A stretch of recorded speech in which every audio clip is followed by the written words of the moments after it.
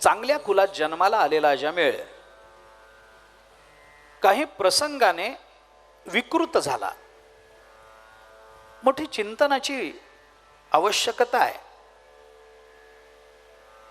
अजामिळ चांगला आहे, ब्राह्मण कुलात जन्माला आलेला आहे, वेदाध्ययन केलेला आहे, शास्त्र मर्यादा सांभाळणारा, आचार चांगला असणारा असा ब्राह्मण आहे. रस्त्यावरून जाताना एकदा त्यांनी एक पुरुष आणि एक वेश्या निर्वस्त्र अवस्थेमध्ये पाहिले. एकच दर्शन झालं, पटकन डोळे बंद केले, पण त्याची जी प्रतिमा त्याच्या मनात निर्माण झाली त्याच्यानं त्याची बुद्धी पालटली. होतं एखादा विकार एखाद्या वेळेला आपल्या समोर अशा रूपामध्ये येतो आणि तो अशा पद्धतीनं आपल्या मनामध्ये ठसतो की आपण काढून टाकायचं म्हटलं तरी त्याचं स्मरण वारंवार होत राहतं. कारण मनाचा हा स्वभाव आहे की मनाला तुम्ही जिकडं नको म्हणता तिकडं ते मन आधी जातं. लहान मुलाचं कसं असतं, त्याला करू नको म्हटलं की ते आधी तेच करतं. माती खाऊ नको म्हटलं की ते मातीच खाणार. लहानच काय, मोठे मोठे सुद्धा. माती खाऊ नको म्हटलं की ते मूल भिंतीची माती काढणार, तोंडात घालणार, न खात ते ओरबडून काढणार, तोंडात घालणार, अंगणात जाणार, माती खाणार, रस्त्यावर गेला माती खाणार. हे होतच ना. खाऊ नको ते मुद्दाम खात. मनाचं तसंच आहे. आपल्या एखाद्या गोष्टीकडे जाऊ नको म्हटलं की ते आवर्जून जाणार. बघा ना, तुम्ही एखाद्या वेळेला मनाला सांगा आपल्याला तिकडे जायचं नाही, तो विचार करायचा नाहीये, हे म्हटलं की मन आधी त्याचा विचार करत. भागवत कथेत बसल्याबरोबर आपल्याला घरचा विचार करायचा नाही. कुणाकुणाच्या मनात घर आलं सांगा बरं? येतच ना, येणारच. कारण मन नको म्हणलं त्या विषयाकडे आधी जात. मी गंमत सांगतो तुम्हाला. अलीकडच्या काळामध्ये काय होतं, हे सिनेमे येतात की नाही, सिनेमे तयार होतात ना, त्याच्यातल्या एखाद्या सिनेमामध्ये काहीतरी विकृती असते, काहीतरी असतं, विचित्रपणा असतो, कुणाच्या विरोधात काही असतं, त्या सिनेमावर येते बंदी. बरोबर? त्या सिनेमावर येते बंदी. हा सिनेमा बस आता जिथं तो ह्याच्यामध्ये तो लागलेला असतो ते जाळलं जातं, खुर्च्या जाळल्या जातात, अमुक केलं जातो, तो पडदा फाडला जातो, मोर्चे काढले जातात, मारामाऱ्या होतात, जाळपोळ होते. लोकशाहीच्या नियमानं जे जे करणं आवश्यक आहे ते सगळं केलं जातं, सगळं व्यवस्थित. पण मानसशास्त्र असं गमतीचं आहे की ज्या सिनेमावर बंदी येते तो सिनेमा जेवढा धंदा करतो तेवढे दुसरे सिनेमे करत नाही. का करत नाहीत? का असं होतं? याच्या मागचं मानसशास्त्र जाणून घ्या आपण. त्याच्या मागे एकच कारण असतं की लोक असा विचार करतात की या सिनेमावर बंदी घालण्यासारखं काय आहे हे सिनेमा बघितल्याशिवाय कळेल का, म्हणून लोक सिनेमा बघायला जातात. आपलं मन तसंच आहे. मनाला जाऊ नको म्हटलं तिथं मन जातं. काय काय करीतो या मना परी नायिके नारायणा करू नये त्याची करी विवंचना नेऊ पतना आदरिले. कोण बोलतं? आता कोठे धावे मन म्हणणारे तुकाराम महाराज ते बोलतात. हे ज्याने जगाला मनाचे श्लोक दिले ते समर्थ म्हणतात, अनुदिनी अनुतापे तापलो रामराया परमदिन दयाळा निरसी मोहमाया अचपळ मन माझे नावरे आवरिता तुझविण शिण होतो धावरे धाव आता. करुणाष्टक पहा. भजन रहित रामा सर्वही जन्म गेला, स्वजन जनधनाचा व्यर्थ म्या स्वार्थ केला, रघुपती मती माझी आपुलीशी करावी, सकळ त्यजुनी भावे कास तुझी धरावी. जय जय रघुवीर समर्थ. है ना? अहो काय सांगू तुम्हाला, समर्थ तुकोबाराय हे संत तर परमात्म्याजवळ तक्रार करतात काय काय करू या मना म्हणून. पण ज्या परमात्म्यावर जवळ हे संत तक्रार करतात ना, त्या परमात्म्याचं मन तरी शांत आहे का एकदा विचारा त्याला. योग वासिष्ठामध्ये रामचंद्र प्रभूंनी स्वतःच्या मुखाने हे सांगितलंय, मम चित्त महारण्ये व्यामोहती मिराकुले शून्ये तांडविने जाता वृतमाशा पिशाचिका. बाकीच्यांची काय कथा आहे. मनाला नको म्हटलं तिथं मन जातं.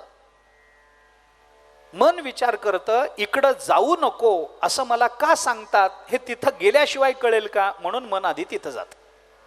मनाचा स्वभाव आहे. यया मनाचा कीर चपळची स्वभाव गा. ज्ञानोबराय बोलता, चंचलम हि मनो कृष्णो प्रमाथी बलवदृढम. बस, बहुत चंचल चपळ जाता येता न लगे वेळ तुकोबराय बोलतात. असं अनेक. एक दृश्य पाहिलं मला आश्चर्य वाटतं, म्हणून मी म्हटलं की, आणि हे मोठ्या मोठ्यांच्या बाबतीत झालंय हो. सौभरी नावाच्या ऋषींची एक कथा आहे, पुराणांमध्ये आले, उपनिषदांनी त्याचा उल्लेख केलाय. सौभरी नावाचे एक ऋषी आहेत. गंमत सांगतो तुम्हाला. वृद्ध आहेत, दाढी पांढरी झालेली आहे, केस पांढरे झालेत, भुवईचे केस पांढरे झालेत. एके दिवशी संध्याकाळच्या वेळेला सायं संध्ये करता म्हणून एका नदीमध्ये उतरलेत. अर्घ्य देण्याकरता, सूर्यास्ताला अर्घ्य देण्याकरता अर्घ घ्यायचं म्हणून पाण्यात खाली वाकलेत. ओंजळीने पाणी उचलतात आहेत. तेवढ्यात त्यांना त्या पाण्यामध्ये माशांचं मैथून बघायला मिळालं. मासा आणि मासोळी यांचं मैथून तिथं बघायला मिळालं. फिरली ना बुद्धी. संध्या केली, तडक त्या देशाच्या राजाकडे गेले. त्या राजाला 60 मुली होत्या. 60, 7 नाही, 60 मराठीत 60. 60 मुली. त्या राजाकडे गेल्या. राजाने स्वागत केलं. ऋषी आले. सौभरी काही सामान्य ऋषी नाहीत. या बसा. कसं काय येणं केलं. सौभरीने सांगितलं मला लग्न करायचंय. दाढी पांढरी, भुवईचे केस पांढरे, डोक्यावरचे केस पांढरे, वृद्ध जीवन, शरीर वृद्ध झालेलं, मला लग्न करायचं. राजा मनात म्हणाला काय यांना आठवलं दुर्दैव, लग्न करायचं. बर मग तुझी मदत पाहिजे. बर, सगळी करतो. मंडपाचा खर्च, जेवणाचा खर्च, वराडाचा खर्च, आहेराचा खर्च म्हणाल ते माझ्याकडे लागलं. ते म्हणाले बाकीचं सगळं माझ्याकडे आहे. थोडक्यात अडलंय. 99% तयारी झाली, 1% राहिलंय. काय राहिलं. मुलगी मिळाली नाही, हे 1%, आणि बाकीचं 99%. मुलगी मिळाली नाही. राजा म्हणाला मग मी कुणाला तरी सांगतो मुलगी द्यायला. ते म्हणले कुणाला तरी नाही, तुझ्या 60 मुली आहेत, एक मला दे. आता नाही म्हणायची प्राज्ञा नाही राजाची. ऋषी आहेत. बरं एवढ्या म्हाताऱ्या माणसाला कशी मुलगी द्यायची. बरं हे ऋषी, प्रॉपर्टी काय, मुलगी कशाच्या जोरावर द्यायची. मुलगी राहील कुठं, कशी जगेल, उदरनिर्वाह कसा, तिला वस्त्राची व्यवस्था कशी, काहीतरी. बरं हे गेले तपाला निघून 1000 वर्ष, मुलीने कुणाच्या तोंडाकडे बघत जगायचं. माझ्या एवढं तरी बघितलं पाहिजे. कुणाला मुलगी देऊ नये याचा विचार आलाय. 10 दोष सांगितलेत वराच्या ठिकाणी. सगळे सांगत नाही. काय होतं म्हणजे सांगायची अडचण नाहीये. अडचण काय होते माहितीये का. दोष सांगितले ना, मग जे वर नसतात ते सुद्धा ते दोष स्वतःमध्ये शोधायला लागतात. म्हणून सांगत नाही. आता झालंय, आता काय दोष असले काय नसले काय, झालंय ना, आता काय करायचंय ते. पण त्याच्यातला 10वा ज्योतिर्मयुखामध्ये आलेला विचार आहे. त्याच्यातला 10वा दोष काय सांगितला माहितीये वराच्या ठिकाणी. जर तो मुलगा मोक्ष मार्गाकडे प्रवृत्त झालेला असेल तर त्याला मुलगी देऊ नये असं धर्मशास्त्र सांगतं. किती बारीक विचार करतं बघा धर्मशास्त्र आपल्या जीवनाचा. मोक्ष मार्गाकडे प्रवृत्त झाला असेल, अरे त्याला कधी वैराग्य येईल. हिने बिचाऱ्याने आपले सगळं माहेर सोडायचं, त्याच्या विश्वासावर त्याच्याबरोबर लग्न करायचं आणि त्याला वैराग्य आल्यावर तो सोडून जाणार? त्या मुलीच्या जीवनाचा विचार करून धर्मशास्त्र सांगतं त्याच्याकडे जाऊ नका. राजा विचार करतो, हे सौभरी ऋषी आहेत, मोक्षाकरता प्रवृत्त झालेले आहेत, यांना मुलगी देऊ कशी? बर, न देण्याची 1000 कारणं दिसतात, देण्याचं एकही कारण दिसत नाही. पण ऋषीला नाही म्हणता येत नाही. चिडला बिडला आणि हातात पाणी घेऊन भस्म केलं तर करू काय? राजाने युक्ती काढली. राजा म्हणाला, बा माझी काय अडचण नाही, तुमच्यासारखा जावई, तेजपुंज जावई मिळणं, एवढा विद्वान जावई मिळणं भाग्य लागतं, हरकत नाही, मुलगी देतो. पण काय म्हणे की तुम्हाला मुलगी कोणती आवडते हा मुद्दा नाही आहे, तुम्ही मुलीला आवडले पाहिजे का नाही, मुलीचं मन बघितलं पाहिजे का नाही, तिचं मत विचारात घेतलं पाहिजे का नाही, आयुष्य तिला काढायचंय, तिला विचारलं पाहिजे ना. ते म्हणाले, विचार, घेऊन ये तुझ्या मुलीला, विचार माझ्याशी कोण लग्न करतं म्हणून, 60 पैकी एक तरी म्हणेल माझ्याशी लग्न करेल. राजा म्हणाला ठीक आहे. राजा आत गेला, त्यांनी 60ही मुलींना तयार करून आणलं आणि विचारणार की आता यांच्या तुमच्यापैकी कोणाला हा नवरा मुलगा चालेल, हे आवडले, त्यांच्याबरोबर तिचं लग्न लावून द्यायचं. राजा गेला, त्यांनी 60 मुलींना आणण्याकरता गेला. या सौभरी ऋषीने तिथं बसल्या ठिकाणी योग विद्येनं आपलं शरीरच बदलून टाकलं. राजा परत येऊन बघतो तर तिथं सिंहासनावर एक तरणा, बाण, देखणा, जवान मुलगा बसलेला. राजा येऊन विचारतो, अहो तिथं ते एक म्हातारे गृहस्थ बसले होते, पांढरे झालेले केस होते, ते गेले काय निघून? ते सौभरी ऋषी, त्यांनाच विचारलं, ते गेले काय? ते म्हणले मीच. राजांनी 60ही मुलींना आणलं. गंमत म्हणजे 60ही मुलींना ते आवडले आणि आश्चर्य म्हणजे यांनी 60ही मुलींशी लग्न केलं. काय प्रसंग? तर सूर्याला अर्घ्य देताना माशाचं मैथून बघितलंय, एकच दृश्य बघितलंय, सगळा प्रपंच उभा राहिला. अजामिळाने एकच दृश्य बघितलंय, सगळं आयुष्य अधःपतनाला गेलंय. मग एक दृश्य बघून यांचं आयुष्य अधःपतनाला जात असेल तर रोज सिरियल बघणाऱ्यांचं काय होत असेल?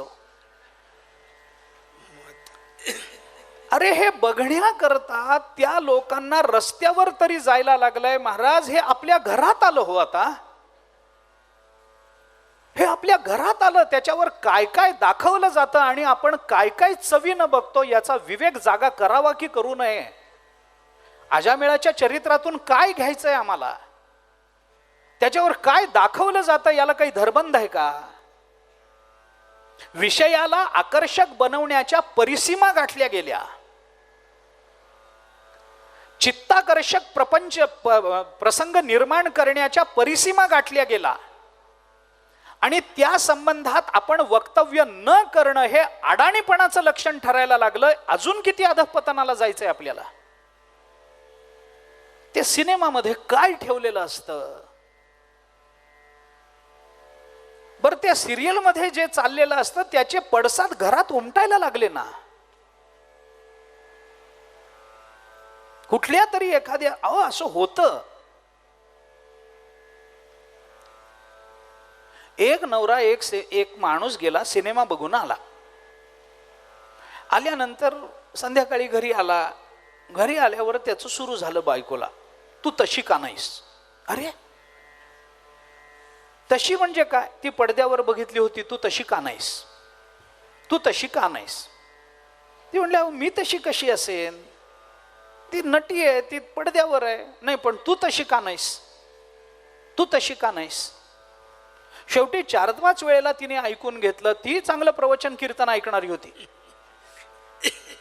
ती म्हणाली, काय म्हणता? तो म्हणाला, मी बघून आलो. तू तशी का नाहीस? तिने सांगितलं, मी जर तशी असते तर तुझ्यासारख्या डांबरी मेन कापड्याच्या वाट्याला आले असते काय? मी तशी असते तर मी तसाच बघितला असता ना. पण ते बघून येऊन आमच्या घरातही तसंच असलं पाहिजे या अपेक्षा आजामेळ्यापेक्षा काय वेगळं जीवन देणार आहेत आपल्याला? आम्ही अंतर्मुख व्हायला नकोय का? आमच्या घरामध्ये त्या पडद्यावरती त्या चौकटीमध्ये जे दिसतं त्याचे परिणाम जर माझ्या जीवनाच्या अधःपतनावर होणार असतील, माझं जीवन अधःपतित त्या निमित्तानं त्या रूपानं होणार असेल, मी अंतर्मुख व्हावं की होऊ नये. अजामेळाचा पहिला विचार चरित्रातला हा आहे. किती अजामेळ वेड्यासारखा वागायला लागला, व्यसनाधीन झाला, वेश्यांच्या नादाला लागला, संतती झाली. सुदैवानं नाव नारायण ठेवलं. आता बघा, व्यसनाधीन, वेश्यांच्या नादाला लागलेला, घराकडे ज्याचं लक्ष नाही, संततीचं नाव नारायण ठेवावं असं एखाद्या तामसी वृत्तीच्या माणसाच्या मनात कसं येईल? हा प्रश्न पडेल की नाही? पडेल की नाही? तमोगुणी कारण वाटेल ती नावं ठेवली जातात. वाटेल ती नावाचा आणि त्या नावाच्या अर्थाचा आपल्या जीवनाशी यत्किंचितही संबंध नसतो. वाटेल ती नावं ठेवली जातात. लक्ष्मी तो उपल्या चुने, भीक मांगे धनपाल, अमर सिंह तो मर गया, सबसे अच्छा ठणठणपाल. आहेच आहे ना. वाटेल ती काय बरं, त्याला निकष काय आहे? तर नवीन आहे नाव, एवढाच निकष आहे. कुठलीही नावं कशालाही दिली जातात. अहो, मुलीचं नाव साक्षी कसं असू शकेल मला सांगा बरं तुम्ही. साक्षी हा शब्द पुल्लिंगी आहे. हा शब्दच पुल्लिंगी चालतो. ती साक्षी कधीच नसते, तो साक्षी असतो. मग साक्षी हे मुलीचं नाव कसं होईल सांगा बरं. साक्षी हे मुलीचं नाव होऊ शकत नाही, कारण शब्दच पुल्लिंगी आहे, तो स्त्रीला चालतच नाही. फक्त काय आहे, आकारांत आणि इकारांत शब्द दिसले की मुलीचं नाव, बस एवढंच आहे. आकारांत तरी पाहिजे, नाही तर इकारांत तरी पाहिजे, झालं मुलीचं नाव. काय आहे, थोडा तरी. मी एका घरी गेलो होतो, लहान मुलगी होती. सहज चौकशी केली, काय नाव आहे? आईने काय सांगावं, वडीलही होते, आई होती. म्हटलं काय सांग, काय नाव आहे? ते म्हणले, महाराज हिचं नाव ना आम्ही श्लेष्मा ठेवलंय. श्लेष्मा. म्हणलं अरे वा, कसं काय हे नाव ठेवलं? म्हणले अहो कधीच ऐकलं नाही, कुणाचंच नाव नाही, आमच्या कॉलनीत नाही, आमच्या गावात नाही, कुणाचंच नाव श्लेष्मा नाही आहे. आम्हाला छान वाटलं, नवीन छोटं आणि सहज उच्चारता येण्यासारखं छान नाव आहे, म्हणून हिचं नाव ठेवलंय श्लेष्मा. श्लेष्मा शब्दाचा अर्थ आहे शेंबूड. श्लेष्मा या शब्दाचा अर्थ आहे शेंबूड. काय नाव ठेवतोय आम्ही?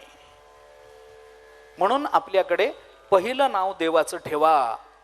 सांगितलं जातं ना, द्वादशे हनी पिता नाम कुर्यात इति ईश्वरेच्छा. धर्मसिंधूतलं वाक्य आहे. 12व्या दिवशी वडिलांनी नाव ठेवावं अशी ईश्वराची इच्छा आहे. आत्या कुठे घुसली माहित नाही, आणि कधीपासून घुसली माहित नाही. काय मला काहीच म्हणायचं नाही, काय कारणानं ती आत्या आली या सगळ्या ह्याच्यामध्ये काय माहिती काय येते. पण वडिलांनी नाव ठेवावं असं धर्मशास्त्र आहे. आत्यांनी नाव ठेवायला शास्त्र परवानगी देत नाही. आत्यांनी नाव ठेवायचं नसतं. फक्त काय आहे, आता बहुधा माझा अनुमान असा आहे, माझं अनुमान असं आहे, त्या मुलाच्या किंवा मुलीच्या आईला असं वाटत असेल की आपल्या नंदेने नाव ठेवावं, कारण तेवढंच तिच्या पाठीत बुक्या घालता येतात. हा हे माझं अनुमान आहे, खरं खोटं देव जाण, पण माझं एक अनुमान असं आहे. द्वादशे हने पिता नाम कुर्यात इति ईश्वरेच्छा. नारायण असं नाव ठेवलंय. प्रश्न माझा असा होता की तमोगुणी वृत्तीच्या माणसाच्या मनामध्ये नारायण हे सत्वशील नाव आलं कसं? याचं उत्तर पुन्हा तेच आहे, यालाच म्हणतात भगवंताचं पोषण. यालाच पोषण म्हणायचं. अजामेळ पापी असूनही मुक्त झाला हे पोषण वेगळं, पण त्याचं मूळ कशात आहे की तमोगुणी माणसाच्या ठिकाणी सुद्धा आपल्या मुलाचं नाव नारायण ठेवण्याची सत्वशीलता निर्माण करून देणं हे पोषण आहे. आणि मग नारायण शब्दाचा उच्चार, मुलाबद्दल प्रेम निर्माण झालं आणि प्राण जाता जाता नारायण शब्द उच्चारला गेला. अर्थात त्यावेळेला अंतकालेच मामेव स्मरण मुक्त्वा कलेवरम या भगवंताच्याच शब्दाच्या अनुषंगानं विष्णुदूत न्यायला आले. आयुष्यभर पाप केलेलं असल्यामुळे यमदूत आले. यमदूत विष्णुदूत यांच्यात वाद झाला. त्यांनी शरीराला हात लावू दिला नाही. यमदूत यमधर्माकडे गेले आणि यमधर्माने त्यांना सांगितलं आयुष्यभर त्यांनी काय पाप केलं हे महत्वाचं नाही, आयुष्याच्या शेवटच्या क्षणी त्याला भगवंताचं नाव आलं ना, आपली सत्ता आता तिथे चालणार नाही. एका कीर्तनामध्ये मी हा दृष्टांत सांगितला. गंमत सांगतो. एका कीर्तनामध्ये मी हा दृष्टांत सांगितला की आयुष्याच्या शेवटच्या क्षणी भगवंताचं नाम मुखाला आलं, आयुष्य सगळं सार्थकी लागलं.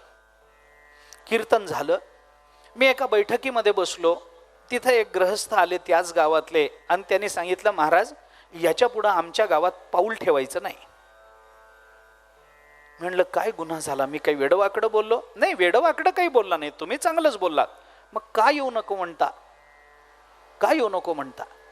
त्यांनी सांगितलं तुम्ही काय सांगितलं, आयुष्याच्या शेवटच्या क्षणी देवाचं नाव तोंडाला आलं की झालं, काही लागत नाही. मग आता तुम्हाला पुन्हा गावात यायचं कारण नाही, आम्ही शेवटच्या क्षणी देवाचं नाव घेऊ, तुम्ही यायचं पुन्हा कारण नाही हे सांगायचं कारण नाही. मी म्हटलं फार आनंद आहे, फार आनंद आहे, चांगली गोष्ट आहे.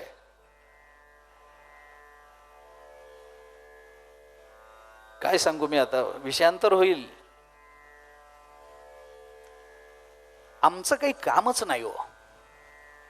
तुम्ही तुमच्या मनाने गाथा वाचला, तुम्ही तुमच्या मनाने तुकोबारायांची अक्षरं समजून घेण्याचा प्रयत्न केला, तुम्ही तुमच्या मनाने जर अभंगाचं ओव्यांचं मनन चिंतन घरी बसून प्रामाणिकपणानं केलं ना, आमच्यासारख्यांचं काहीही या समाजामध्ये कारण नाही आहे, कामच नाही आहे आमचं काही काम नाही. आणि माझ्या दृष्टीने समाजाची परिपूर्णता हीच आहे की ज्या दिवशी समाजाला कीर्तनकाराची गरज लागणार नाही त्या दिवशीचा समाज हा परिपूर्ण समाज. तुम्ही वेगळ्या अर्थाने घ्या, गैर अर्थाने घेऊ नका. आम्हाला का सांगावं लागतं, वाजवा टाळी, करा भजन, म्हणा रामकृष्ण हरी. तुमच्या मनाने तुम्ही केलं तर देव भेटत नाही काय? देवामध्ये आणि भक्तामध्ये कोणीही मध्यस्थ नसतो. देवाचा भक्ताशी आणि भक्ताचा देवाशी प्रत्यक्ष संबंध आहे. तुम्ही तो संबंध जोडायचा प्रयत्न करा, बस आहे सगळं जीवन सार्थकी आहे. म्हणून मी म्हटलं गैर अर्थाने घेऊ नका कृपा करून. मला काही कीर्तनकारांना दोष द्यायचे नाही आहेत, मीही एक कीर्तनकार आहे, दोष नाही द्यायचे आहेत. पण भूमिका आपण पहा. त्यांनी सांगितलं आम्ही आयुष्याच्या आमच्या मरताना शेवटच्या क्षणी देवाचं नाव घेऊ, तुमचा विषय संपला. मी म्हटलं मान्य आहे, याच्या पुढे पाऊल ठेवणार नाही तुमच्या गावात, आनंदानं ठेवणार नाही. फक्त एक सांगा, तुमच्या आयुष्याच्या शेवटच्या क्षणी तुम्ही देवाचंच नाव घ्याल हे मला लिहून देता काय? लिहून देता का? तो म्हणला काय माहिती काय होईल ते. म्हणलं मग मला यावं लागणार आहे, मग मला यावं लागणार. आयुष्याच्या शेवटच्या क्षणी देवाचं नाव तोंडाला येण्याकरता आयुष्यभर आपल्या जिभेला त्या नामाची सवय लावावी लागते, तर ते नाव तोंडाला येतं. म्हणून जर आयुष्यभर आम्ही रामकृष्ण हरी म्हणू तर मरताना रामकृष्ण हरी तोंडाला येईल, नाही तर येणार नाही.